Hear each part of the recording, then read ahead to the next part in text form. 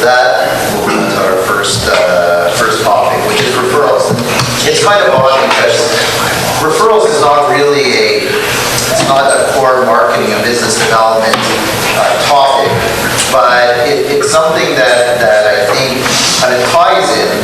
And, the question that we often ask ourselves is, how can we make our referrals better? How can we get more work or even get work out of a referral? And I think, and Wendy's going to show the numbers, but the trends are a lot more initiations, a lot more contacts, but yet not necessarily a lot more referrals. And so the question, it does beg the question, why? What can we do to try and get that hit rate or success rate just a little bit higher?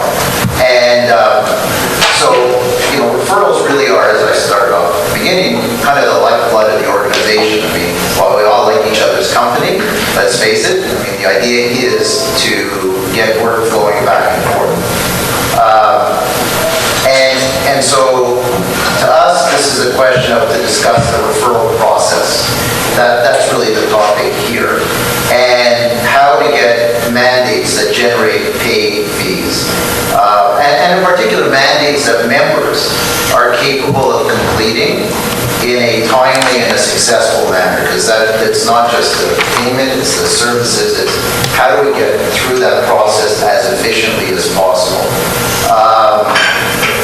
So this segment is going to talk about the referral process, some of the issues that members have experienced, and that's where we're hoping to get some participation here, some of the challenges that you face in this process, and suggestions as to how we can improve on our process. So with that, Wendy. So let me just start with some statistics.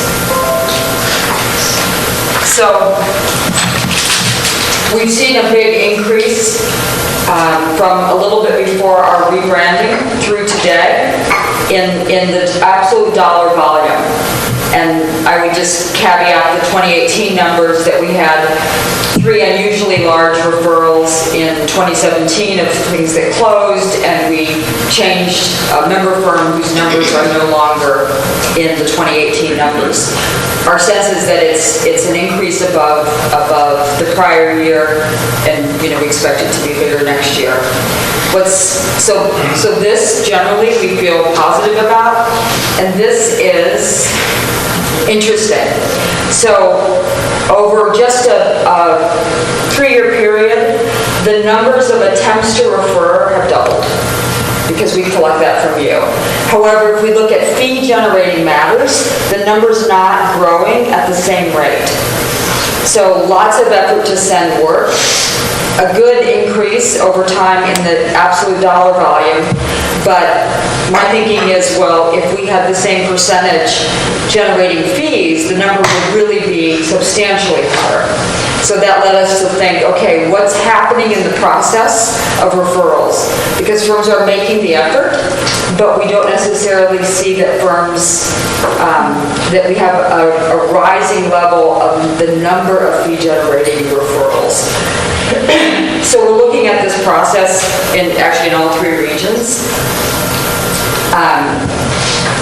And I want to start by asking Allan to talk a little bit about how they manage the referral process at Torkin, because year after year they're among the top 5 for inbound income and also for the number of sent referrals and the absolute dollar volume of work going out.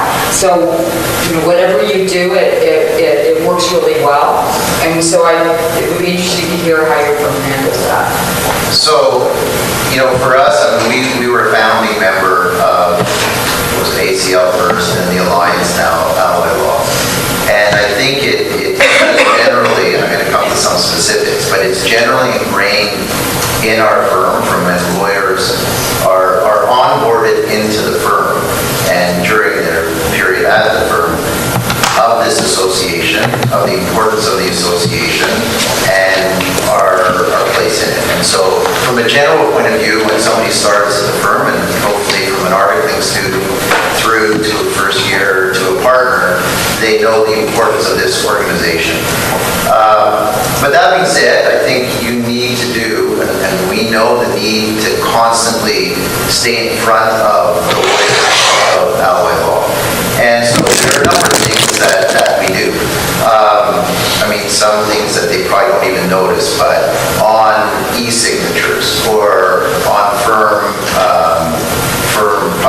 publications on the firm website, just anywhere where they're facing the public or other lawyers, there's always either a logo or a reference or whatever. So there's that constant to ally law. Yes, to ally law. We now have, and I think it's been going on for about a little over a year now, and Alison will correct me if I say anything wrong, as she does. We have an internal monthly newsletter that goes out just to the lawyers in the firm, maybe to all the staff. All the firms. Yeah, all the firms. To everybody, and we have an ally law corner in that monthly publication that goes out. And so we try, what we've done, I mean, these firms probably don't even know it. Sometimes we focus on other firms in ally law, especially if there's a new member that joins. We'll say we now have new members in A, B, and C. We'll talk about meetings. If there's been a meeting, we'll give reports back. We'll talk about referrals. I mean, anything that's topical. When there isn't really anything happening, that's when we fill it in with just talking about ally law generally. So there's a constant reminder, and we're actually getting a good hit rate in terms of people opening it up. That was a big discussion. When will we maximize our, and I think we send it out Sunday morning. Sunday mornings it goes out. Yeah, we do it Friday, we just make it go. We don't go to the office and do it on Sunday. So, really? I thought you were there Sunday. Don't tell all the secrets. Yeah. So that, and I don't know, what's the percentage opening? I think it's a high percentage. It's really good compared to what I've had at other firms. It's and certainly we notice from the feedback that people are noticing things, and we often plant things. Our managing partner gets us to plant things in that newsletter and see if people notice. When people say, "I didn't know about that," you didn't read the newsletter. So it's more and more every. So that's a constant reminder to people about ally law. I can tell you that we have a marketing business development committee, which is, I think, 10 lawyers, roughly, Yeah, plus 10 to 12, marketing. yeah. And 10 lawyers from across the various practice areas. We try and have someone from each of the practice areas. And we regularly update on ally law, and in particular, referrals in, referrals out, things like this, meetings, etc. So that's another hit into the marketing people from each of the departments. We have 2 dedicated reps to ally law. And Darryl unfortunately couldn't make it here. He had an event he had to attend. But normally, Darryl and I attend meetings. We try and send 2 reps to every meeting, and that's also important because then we have knowledge of the organization, and when we get those regular, which we do, emails or phone calls saying, do we have a member here, do we have a member there, who should we talk to? I try very hard not to say, look, you can just go on the website, it's all there. But we, respond and we say, okay, call this person at this office, whatever. And so and then I think the last thing is we try and promote to lawyers within the firm that when they are going to other cities, and in particular other cities where there is an ally firm, whether it's going for pleasure or for business. I went to Smith Anderson last May.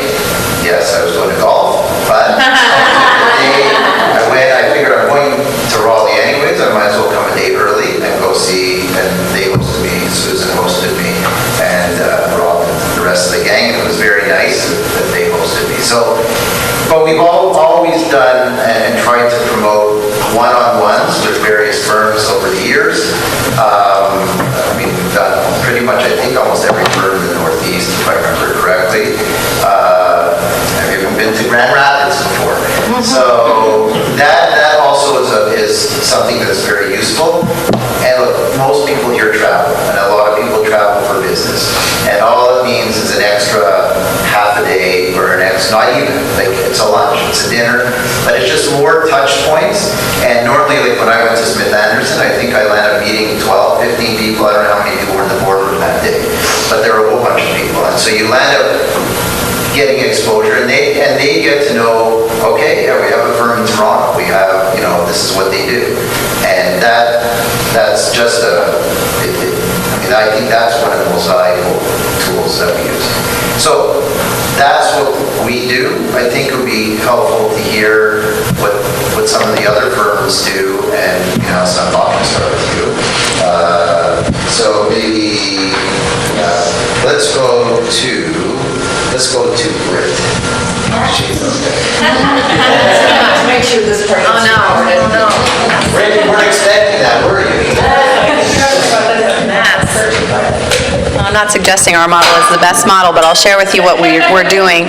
We obviously have a lot of cats to herd at Voorhees with having 375 lawyers in different offices, and of course our delegates, I think, take on the lion's share of getting the word out to their partners. And at our firm, a lot of requests for referrals get circulated by email, and they are the first responders on make sure you reach out to our friends in our Ally Law network. We do highlight Ally Law through our internal communication in Voorhees. We have an intranet. We also have a daily newsletter called the Daily Docket, and Jen can speak to some of those communication tools that she manages for the firm. But one of the most important things that we did at Voorhees was we centralized the function, and we let people know that all referral requests need to go through one individual on my department. His name is Andy, and any referral we manage through our CRM, and so he's tracking whether it's an Ally referral or not. Anytime that something hits one of your jurisdictions, he absolutely sends the Ally firm as the primary referral recommendation. And then if there are others, we kind of hold those back if that's not going to be a good fit. So we centralize it, and that has been really important for us to be able to track, but also in getting the word out and informing people about it. And our delegates serve as a great resource for just talking about your experiences working with other folks in the network, because what we found with a firm of our size, will say, okay, great, we're part of this network, but tell me about that person. Tell me. And so the relationship building component is huge, and we have delegates that are very involved. And so I love what you said about traveling to other offices. We've talked about doing that more at our firm, because the building of relationships is really important. And if you're going to take a referral recommendation, even from a colleague, you should be able to add something more than the fact that you're part of the network, that I know something about Jill, or I know something about Wendy, and we've worked with them on these matters, and we make sure we have the data to back it up, and we make sure our delegates are invested in ways that they can talk about their experiences in working with each of you. That's all I have to add. Okay, Harvey, I know I put a Barnum next. Are you okay to Sure. break away from your hosting duties? Yes.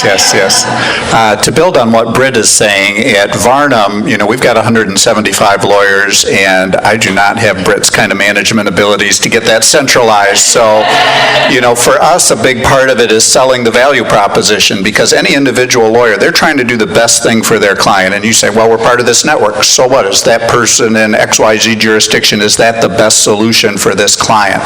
So we work really hard on trying to sell the value proposition. Yes, it is the best solution. These are people we know, people whose offices we've visited, people we've had personal interactions with, people we've sent matters to before that have been very successful. And then when we do have a good result, we try to publicize that and share that story so that people can say, oh yeah, when my partner down the hall needed somebody, she went to the Ally law firm in Australia and it worked out great, because that will help incentivize the lawyers in our firm to use Ally law. It's not enough to say we're part of a network, you have to use it, because I think we really have to sell the value proposition of being the best solution for the client. And I'd be interested to hear what other firms do to help reinforce that value. I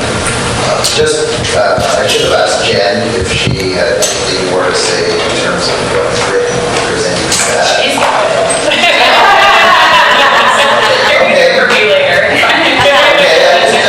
Just want to make sure. Let's go to, I won't ask Jessica because she's been on what for a month. I do have one. Here you go. So I've only been with the firm a little over a month, but something that I have noticed is when filling out RFPs and looking at proposals, we're looking at ways to incorporate ally firms in areas, jurisdictions where we don't have a presence, or in areas where maybe we don't have the bench strength. So that's one way that I've seen so far that we've tried to integrate and bring in other ally firms. Much, I believe it's So Caroline's new too, so I won't put her on the spot, although I'd like to. I think we're more ad hoc. Britt described first responders. I think that's what Marty and I try to do. I would say that over the course of my involvement as a rep from much to ally law, I think what we see now when those requests come out for a referral to some jurisdiction, our partners have already probably checked the website. They know that we don't have someone in that area, and now they're just throwing out a general response. The ones where they know either that we have somebody or they don't feel like checking the website, they do generally reach out to Marty and I directly, or at least one of us, instead of just a general, hey, do we have somebody can you refer me to somebody in New York? So I think we're chipping away at kind of to what Allan was talking about, kind of the presence in the firm of understanding our commitment to ally law and what it can do for us. But I do also like the idea of being able to track and come up with data of, instead of just from my memory or Marty's memory, of the things that we've worked on with folks or how we know them. I just want to make the point that, and some of you do a lot of this, so I'm encouraging others also. We have our member firms, but we also have a tier of firms that we have sent work to repeatedly that are not members that do a very good job, particularly in more difficult jurisdictions. So we may have a firm that we're about to consider for membership, and we think that they're strong, and actually your referral will help them understand why they should join ally law. So several firms in the room contact us pretty regularly with, I don't see a firm in the BVIs, but what's your best recommendation? And we can usually network to get a response back, and a solid response in less than a day. So please reach out to us if you need that. And I do it simply so that ally law has a good reputation within your firm for helping you out. Let's go along, Susan. Do you want to? Oh, thanks. First time I've needed one of these. I wrote some things down so I wouldn't forget it. We've been working really hard on this. We are just coming up on a year and a half being members, so we're still in that introductory phase, essentially. And one of our two firm delegates is a former Marine, so you can imagine we've got this organized and locked down, right? So one thing we did was we had our IT department set up an internal ally law email address. We thought that would be easier. At first, we found it was challenging to keep reminding people who our delegates are, or say that they could come to me. So now we just have ally law. They just have to type that in. It comes to all of us. It helps with our record keeping. So that's a logistical thing that's been really helpful. When we first joined, our two delegates and myself would split up and go to all the team and practice group meetings and ask for 5 minutes to discuss ally law. At that time, we had made a fast facts sheet that we passed out about the reasons we're part of the network and why to use it, and how to engage it, and best practices and that. This year we're starting back around again, right, because it's about constant reminders, and we have a few new pieces of literature that we've come out with since then. So after the fast facts, we made one called best practices in giving and receiving referrals. It's a little infographic kind of thing, and I'm happy to share that with, if anybody wants that, I can send it on to Wendy, but it ends up being pretty cool. It's a really quick glance way of, to understand I need help somewhere, or somebody else needs help somewhere. So it's a really nice document. The one that we have that we're about to communicate right now, and let me say we do monthly communications as well to all of our lawyers. We used to only post it on our intranet, but now in the last few months we've started pushing it out via email as well, and then linking to the internet site, just because no matter what we do, I mean, no matter how hard we try, right, not everybody visits that intranet site. But the new piece we have going out there is going to be about how to talk to your clients about Ally Law. It's just in its finishing stages right now, and it has all of the pluses about the network, and then even 2 sample small little email scripts or phone scripts, if you will, that they could use to discuss, you know, the finer points with their clients or potential clients. I mentioned the intranet. We also asked our IT department if they would build out a button on the homepage of the intranet just for Ally Law. There's a little section with just a few special buttons for the firm, and so we've had that done too.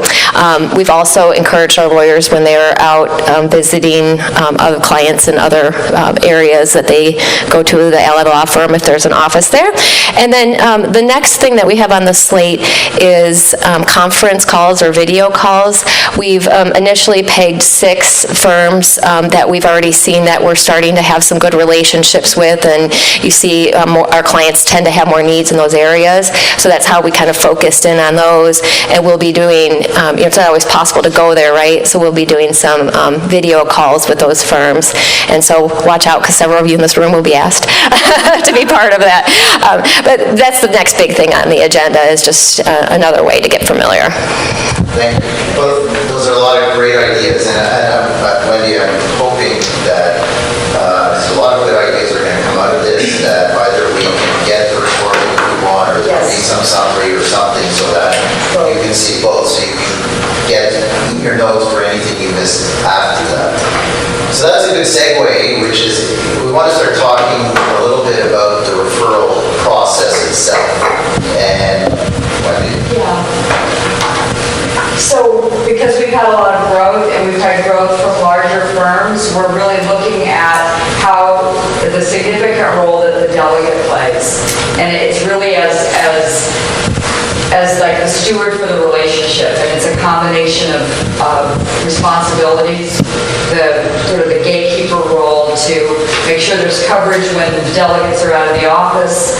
I'll get emails back from members that says, look, this person says they're out for 2 weeks. Who's the right person for us to call? So to actually reference who can handle Ally Law calls while they're out, to make sure that there's a system to record referrals, and to then be responsive to inbound emails or calls within 24 hours. That's really, really critical. And then it's to advocate within your firm that this network, this is why we're in it, this is part of our international strategy. We don't have to do joint conflicts checking with these 2,800 lawyers. It's a proven, tested resource. Many firms have been in it for more than 10 years, and we have a track record of how they perform. And then to be an active liaison with other members. So to have relationships with other delegates, the key member contacts at other firms. This is actually an example this is from Susan's firm, of how they keep visibility on Ally Law inside their firm. These slides will be on the app, and you can save them and print them, and we'll collect some more examples because you've mentioned some that we don't have yet. This is, I think, part of your internal fact sheet. I think the third is what your process is internally. So I think that's really good. And I want to...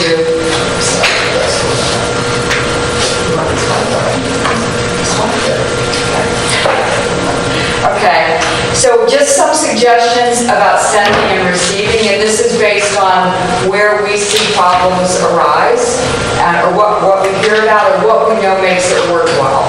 So when you send, this is great to communicate inside your firm, so significant to copy both delegates, not just one. That's more than anything else, that helps. So the delegates are on the website, and there's a PDF directory you can print out, but to copy both delegates, really important. comments at this point? Yeah. Go right ahead. So what happens over time is that, say a lawyer in our firm has been working with some Barnum, the client now has a direct relationship with, or there's a direct relationship between the Barnum lawyer and the person in my office who's not an Ally law rep.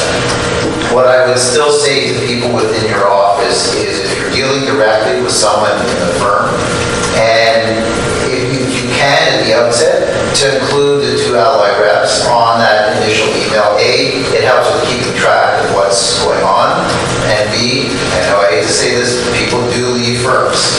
It does happen. And the email goes out, and then you get a panic phone call because they haven't heard back from the person in a week, and you say, well, they don't work here anymore. So it's very important that they continue to send the emails to, at least initially, on the initial outreach. And in particular, if they don't get any response within 24 hours from that person, they shouldn't be afraid. They should then reach out to the Ally Law reps and say, hey, I sent an email to so-and-so. I didn't hear back. You know, what's happening? And oftentimes there's reasons, but at least you know someone will be on top of it. So that's what I wanted to say about that point.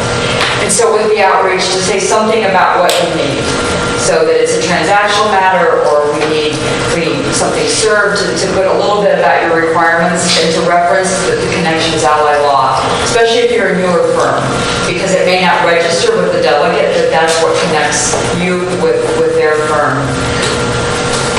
Keep going. I have something on each of those points. So, on that one, Yeah. this is the biggest issue that we have with referrals. And for those of you who are jurisdictions, which I think everyone is, that you have to clear conflicts first. And so, I think we all know that when we're referring something out, before you do anything, and certainly before you give any of the details of what it is, you need to clear conflicts. And I don't know how many times we get an email, no names, no nothing, and it basically just says, I have a client that wants to sue someone in that jurisdiction. How much is it going to cost? I love those emails. How much is it going to cost? And so you look at it, and first of all, I say, look, before we do anything, I need to know the names of who we're asking for and who is being sued against. So I think if we want to make sure that we save time, we should know, and I think this should go for anyone who's referring anywhere, whether it's Ally Law or not, you got to clear conflicts first. That's the first time. Then, once the conflicts are clear, at that point, I think I'm not sure unless it's a very defined mandate to ask for what it's going to cost. It's like, my client's buying a company in Toronto, how much is it going to cost? Like, I mean, if anyone can answer that question, step up, because that would be great. It's like somebody said, I had a client who was looking at selling her jewelry business, and she said, how much is it going to cost? I said, well, okay, I'll answer it this way. I want to buy you mine. How much is it going to cost? I said, until you tell me all the details, how can I know it? So it's to try and bring it, and I have to tell you, unfortunately, more often than not, the emails do follow that pattern. You rarely get names, you rarely get enough definition, but you always get that question about cost. And I think, and I know we're going to get into this a little later, it's about education it's educating our clients in terms of how to deal with the other Ally law firms. And you tell me if you want to go on. No, we're supposed to be finished. Okay. No, before you go. That's all right, we're just gonna take what it takes. Yeah. It'll work out, don't worry. Okay, go ahead. The other, let me show you this too. This is a really great example from Summit where, so a new firm, and Rod, who's the managing partner, is making a referral to some of our Canadian members, and he references to his lawyers what the connection is and why these people are on this email chain. So that's really helpful. Sometimes I'll be copied on referrals where it'll be called Bob and his email address. And that doesn't provide a context for why you can actually recommend that individual. So this is a good example.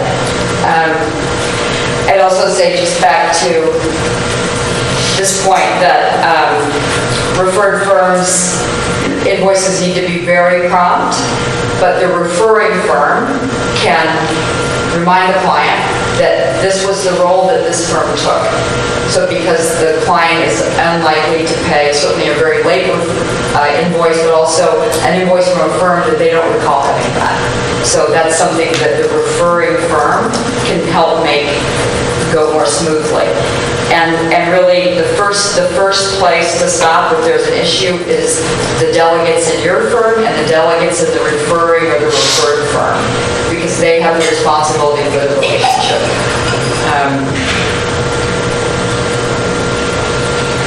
Okay, receiving. The first point is really a big one, and that is to don't just stay in email on something that is complicated, because it will take more time. So to confirm that the details of instruction are well understood, and do it by phone, because that will save a lot of time.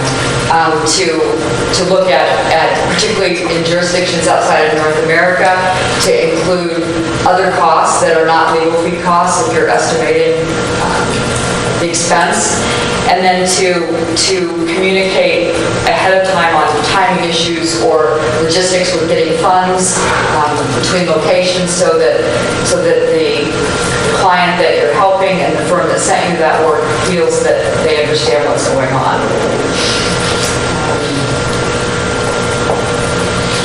And the same issue again, if there's a problem, to get delegates involved, so that they can also liaise with the other firm. Anything on receiving? No, when you're finished, I'll go back to it. Yeah. So, just to, just check, I think we're good till 10:45. That's great. 10:45. Because I want to also hear feedback from people here, what their issues are from referrals. I want to focus a bit on the firm that is giving the referral. And I think we're guilty, just like everybody else. Client phones up, says, I need a lawyer, in, let's call it Sweden, for argument's sake. And I say, great, we have just a firm for you. I've known for years. And I agree, the personal contact and the personal knowledge goes a long way. You know this guy, you trust him, he's a good guy, he knows what he's doing, all that kind of stuff. And then we give it to the client, say, I'll make an introduction, and then the client takes it from there. And normally that's it, you just wipe your hands of it, and as long as you never hear anything more from the client, you never really look into it. And I think that's where there's probably a bit of a disconnect. For many reasons. One, I think as we've talked, educating the client on how the process should really go, and whether they want us to be the front person clearing conflicts and maybe giving a description in terms of what the mandate is, number one. Number two is fees. Fees are, of course, a big issue. Fees are a big issue for all clients. There is a difference in fees. I mean, there's no doubt. I can tell you for Canadians, if a lawyer charges $600 an hour, in London, the lawyer there charges the same, just except in pence. So you're paying 600 pence, which is a lot different than $600. And when they say to you, oh my God, I can't believe how expensive, you have to educate them. That's what the market is there. You're not going to find a $600 Canadian lawyer in the UK other than maybe someone who's in their first year. So it's a bit of an education, assuming that we know, or we can even talk, I can even phone up yours and give me a little education on fees and how that's going to work, because they're going to want to know that. And so I think we need to educate our clients on fees, so there's no, when they hear a figure and they just basically say, they're too expensive or whatever it is. And of course, now they're gone, they found somebody else through their network, and of course at the end of the day they're probably paying the same amount of money they would have in the first place. So that's another one. The other thing is, and this really, and of course, who's getting engaged and who's paying. We recently had an LA Law referral where the person refused to pay the initial bill because they hadn't signed the retainer letter. And they thought that anything before the retainer letter was free, and anything after the retainer letter, they're actually paying for.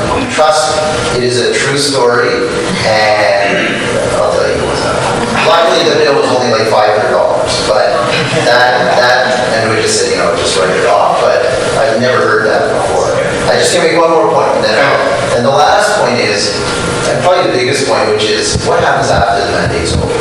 Because a lot of times, especially in the corporate sense, if they're buying a business in Toronto, well, okay, now they have a business in Toronto. And so they're going to have needs, they're going to have employment needs, they're going to have probably litigation, they could have real estate, they could have any of these things.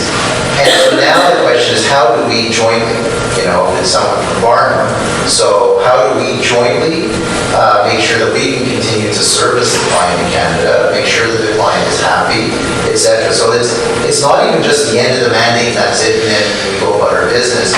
It's how do we continue to develop that relationship. And maybe it makes sense for the person in Toronto at that point to come down to Barnum to meet with the client, to meet with them and at least see them in person. So that's what happened. We focus so much on the firm receiving the referral, and I think we all are, for the most part, very good in terms of, handling a referral that comes in, making sure it's done, the right person. If we can't do it, finding someone who can. We haven't focused much on the referring side. So, Paul? Yeah, I just want to jump on that for a minute because I think we all focus, and maybe because it's easier to do, on the inbound receipts, and you can quantify that. But if you really look at the value, and we're pushing this in our firm right now, and that is that the referral out may actually ultimately have more value to your firm than the referral in. And that has to do with the relationship that you have with that particular client, how things go, and when you say, you refer and you don't follow up on that, I think that's a huge lost opportunity to go back to your client and say, hey, you had this matter, how's it going, were you satisfied, what went on with that, etc. To have that opportunity, and I think, and I've mentioned a couple of people this statistic, I know I read, and I think it's an ABA statistic, where if you grow your existing client referrals by 5%, it impacts your bottom line profit by between 25 and 125%. So if you're looking at the referrals out as a client service opportunity to show your firm's breadth and ability to handle matters, whether it's in China or Toronto or Sydney or wherever it is, and keep them out of the multinational hands who then may actually jeopardize that relationship.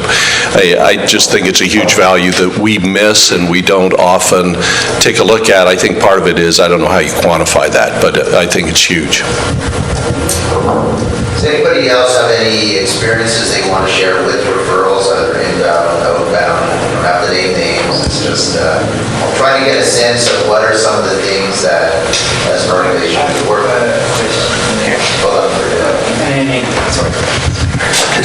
No, just a practical example, as we are in the Alliance for a year and a half. So we got a reference from Hong Kong, a small thing, but then this client is almost over, the business, but the client himself referred to other persons. Because, as you may understand, in Hong Kong, many people are planning to have a second residence or to have even a second citizenship. So the client himself referred others. What happens in these cases? Well, it's a good thing. It's a good thing. Good job. It might be nice to, if it's mentioned, that the client tells you, look, I've referred you to somebody else, but that's just the organic way this develops. And in my mind, it's not a reporting issue. It's hopefully something that we see more and more of. That's why we have clients at these meetings, so that they can self-refer. Okay. I think one of the challenges we have is the confidentiality of retainers.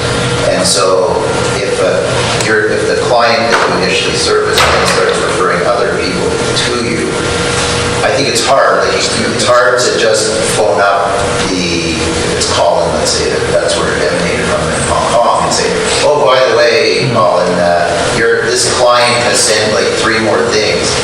I think it's probably, I mean, in our jurisdiction, that would be problematic to just kind of do that. So that's the balance. Like, I think it would be nice to know, I think for Allan law purposes, were there other matters that came out of this? You just leave it very generically. But I think we also have to be careful. This is another challenge we face sometimes, which is where there's a referral made. You start dealing directly with the client, and let's say you have some issues, even a collection issue. Can you phone up the referring lawyer who may know nothing about this and say, oh, by the way, your client is not paying our accounts. Can you get him to pay? That, I think even that we found to be a little problematic because of the client privilege. And, the client may say, how dare you tell this person that's part of our relationship and it's got nothing to do. So there's a bit of a fine line sometimes as to how much you can actually go back. But, hopefully, if we're all similar, our mandates with our clients are typically as trusted advisors, and typically we know almost everything that's going on. And this is why I now push back on the referring firm, I should say, to continue and follow up with the client to make sure that everything is okay, that they're getting the service, that there's no issues with the relationship. The client says everything's fine, it's all good. Not much you can do, but that's Robert. Wendy, just in Allan's example, so if the client now becomes a client of Torkin Main's on a go-forward basis, is that part of what's tracked in terms of the referral? Yes. It is. It's work you would not have but for ally law. Right. Like, that's the easiest way to say it. Just one other point from the perspective of the firm that's receiving the work. We suggest that you don't suspend any of your normal client acceptance processes. So just because it's an ally law referral, if you require a retainer, if you need to do due diligence on the client, whatever you would normally do, you should still do, because we don't expect that process to not be in place. Let me just touch briefly on so for reporting, and here's why it's important. So annually in January, we ask you to tell us what fee-generating matters you received and were paid on in the prior year and what you sent. And obviously with what you sent, you don't always know if it resulted in work. But it's important because it supports internal ROI assessment at your own firm. So what we'll find is that you report what you received. I get reports of what was sent, and I'll come back and say, look, did you not also receive these matters? And I would say 80% of the time, there are things that firms have received that they didn't realize were connected to ally law. So it helps the delegate make the case inside their firm. It also helps as an organization, like this is why the thing exists. It's so that it works as a business, and we need to know every year, how is the business working? Is it producing measurable benefit to members? It's also really critical, if we're trying to expand the network, that we know the kinds of work that's being referred and what the value is in that work, so that we can tell another prospective firm, look, this is what the business looks like right now.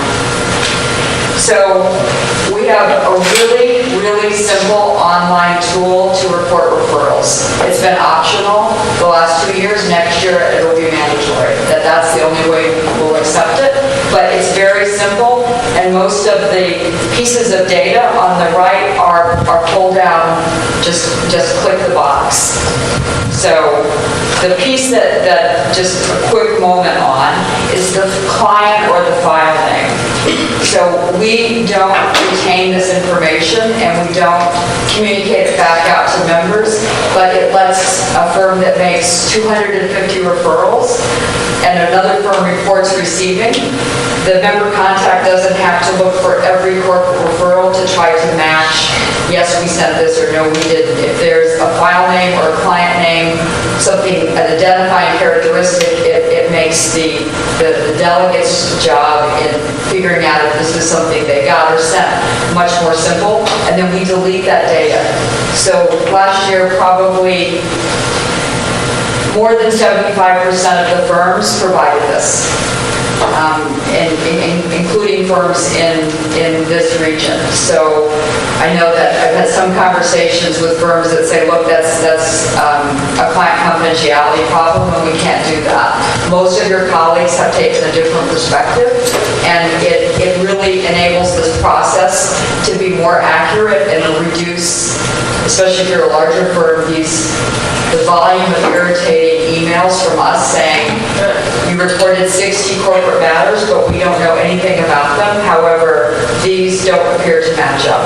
You'll be able to match a file name or a client name. So those are the 8 pieces of data, and we'll have this out to firms in early January. Yeah. So I used it this year, and it worked pretty well. But what I had trouble with was continue, because it was early in the year. Yeah. It's a bad time for that, because it's sort of like, I don't know. And you can, You know? there's a yes, no, and there's an NA. You can always click NA. We want to be in a position of producing a report for you that says this is what you said was going to continue last year, so you have revenue against these matters. By the way, Michael, introduce yourself since you came away. Yes. Oh, Mike Klein, San Diego. And how many lawyers, and do you have a marketing person? We do have a marketing person, and we have about 100 lawyers. While we're doing that, I saw Alfonso came in too. You want to introduce yourself? I know you were the president, but there's something. Morning, everyone. Since I was the former president, now we have the new one. I'm from Mexico City, and we're 20 lawyers, and we don't have any marketing people. It is me. He markets himself. Yeah, that's a fine job. His face is his market. So if you have questions about the referral process, either getting or sending, or you have concerns, or you have ideas, or you want to talk about reporting, this is the most important thing that I work on. So please, I'm here with you until Saturday, and so please ask me questions, or you have one?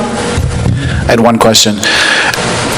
Is that platform open all year long to put things in real time? Yes. Thank you. Just don't click submit. You can save it and come back to it, and anyone in your firm can log in and do it. It's a firm-wide login and passcode. Wendy? Yes. If, let's say, Much refers a matter, and we report that, we upload it to the system and identify what firm we referred it to, will it then show up for that firm to enter in whether or not it became a matter, or? Not yet, but we cross-check the data.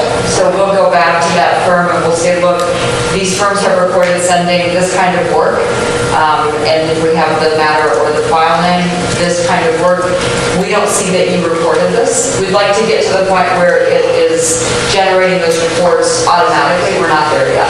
We don't have even online mandatory reporting, so we'll get there, and then that's the next thing I want to do. So we would identify the firm then, and then it would sort of fall under the Much report. And I would say, look, this is what was reported that was sent to you. So you have it all. See, that would be very useful, because in our example where we oftentimes have an initial call and then don't hear anything, Right. like for months. And if we got a report that's even quarterly or monthly that said, Much reported something given to you, did it turn into something?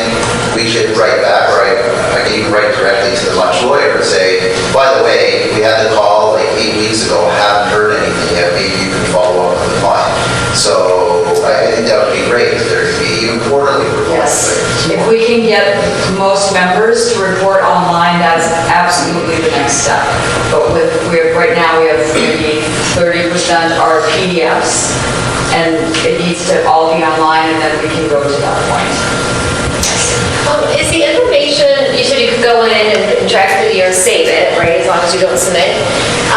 Can you export it then? Yes, yeah, you can print it and you can save it, you can download it. Oh, excellent, great. So then when you're meeting with the committee, look at it together. Can you import the data? One of the problems that we had was we had such volume of referrals out, but then you can only enter one at a time. And it would be very helpful if there was an import feature to map the field that you're tracking, just for efficiency. And your firm sends the most. Yeah. Page document. And we are the firm, just, admittedly so, that cause a lot of headaches because we do not provide the client file name. That is, we take a very conservative view on that, and I totally understand the headache that causes, but that has been our view. And one of the things that may help, Wendy, is if you share, and not now, but you talk about, we don't keep it, we delete it, that kind of security measure and where it's saved and where it's going and what, I know that our CIO is very focused in on that, and so we don't send anything out with client name on a variety of things, and so if we had some more detail on that, we can evaluate the risk there. Sorry to create a headache for your team. No, but it will also, when we come back to you and say, did you send these matters because we can't cross-check, we actually give you the detail that we have, which in some cases other firms they actually give us way more detail than they should. Right. We had the same concern, but I mean, Wendy and I thought about it, about giving out client names. But one of the things I suggested is maybe we can give out like a client number, like every client has a number, so with the description. Yeah, and we've done that on some of our, and I'm looking at Jen, because she knows, we've done this with respect to some other things where we give them an identifier, which is a number that it wouldn't be associated with anything externally anyone would recognize. And so we absolutely can do that. I just want to talk through what our options are, make it easier, and what the security parameters around it, just so I can communicate that internally. So let's talk about that more, because I want to know what your requirements are, then we'll figure out a way to meet those. Okay. Yeah, what's a best practice for the organization in terms of reporting referrals out? Because part of the problem we get in the cross-check process is, such and such a firm, and I'll pick on Britt, Varice made a referral to Varnum, and that might mean that they gave Varnum's name to a client, and nobody has any idea if that client called us. So now I don't know who the client is, I don't know what it's about, and I have 175 lawyers. How do I find out, if that showed up or not? So, yeah, it's a difficult problem, and maybe part of that is, I don't know if there's any burden on the referring firm to do a little diligence. Hey, did that ever turn into anything? Do you want to hear about that, even if it never turned into anything, so that we show how many times names got dropped, or what would help with that? I don't have the answer. Thank you. I just want to add to that point that I think personal communication between the attorney who has a relationship with the client and refers them to the other firm, and the person who ends up receiving the referral and actually dealing with the client at the other end, there really has to be communication back and forth on that, because it does not help me to market how important Ally Law is to our firm to a client if I know that I might refer them to somebody and then never know what happens with that and never know if it went anywhere, and for all I know, a year later I'm talking to the client and they say, I really didn't care for the person you sent me over to. That looks horrible for me. So, not that that's happened, it hasn't. But I know that, for example, we had an incoming referral once where I ended up talking to the woman and basically talked her out of filing her lawsuit. Didn't mean to, but it was the right thing, the right decision for her. And I think it's important in that case that we circle back, that the two attorneys actually talk afterwards, so he doesn't see her 6 months later and find out that didn't go anywhere. And it sounds like we don't actually have a relationship with this other firm. So I think that we all just have to, and that's got to be on the attorneys, not on the marketing department or anything like that, or on the people who are tracking these. So I think we're almost at a time in this session. Great ideas. I think some of the takeaways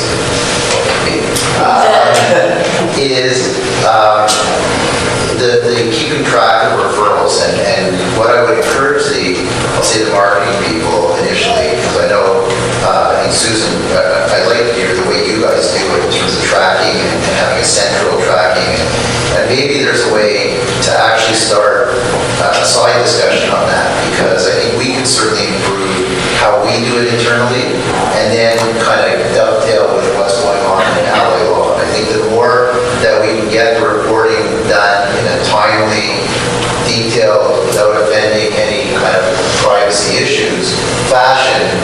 getting reporting back to the firms, the better we will all be, especially if we can do it more than once a year. Because that dovetails into the second takeaway, which is, I guess this bottom line is more communication between the referring lawyer, the referral lawyer, and the client. And in some cases, it might not be much, but in other cases, it might require the referring lawyer to actually take a more active role in making sure that the mandate is there, that there was a mandate, that it got done properly, fee expectations are met and paid, and then at the end see, okay, what can we do now? Like, how can we turn this into more work now? So those are the two kind of big things that jumped out.